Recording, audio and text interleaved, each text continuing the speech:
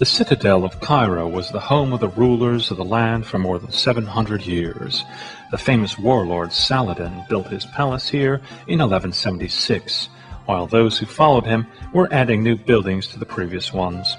The Military Museum, the Police Museum, and the Carriage Museum are located here in the governing district, surrounded by high walls. Visitors mostly come here for the Mosque of Sulaiman Pasha and the Muhammad Ali Mosque. There's a beautiful view of the city from the citadel. The countless domes and minarets are the most beautiful at sunset. From here, one can take a good look at the cities of the dead, where the inhabitants are not too happy to see a visitor. The former graves of the necropolis are now inhabited mostly by large, homeless families from the countryside. This area, which is inhabited by several hundreds of thousands of people, is separated from the rest of Cairo by the high wall of the cemetery.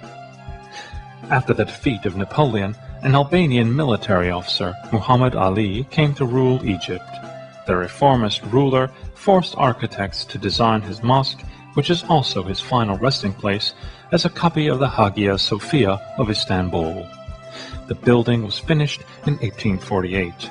The dome in the middle is surrounded by slender minarets, little domes and towers. The rich ornaments of the interior of the mosque were characteristic of the 18th century.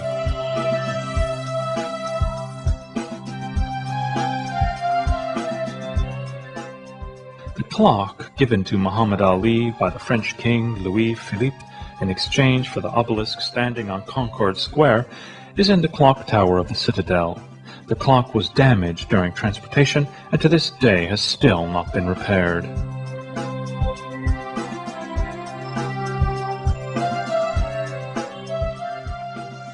Sulaiman Pasha came to power in 1517 following the defeat of the Mamluks by the Turks.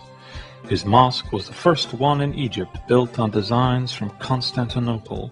Its inner yard is surrounded by a row of pillars, reminding the visitor of the cloisters of Christian monasteries.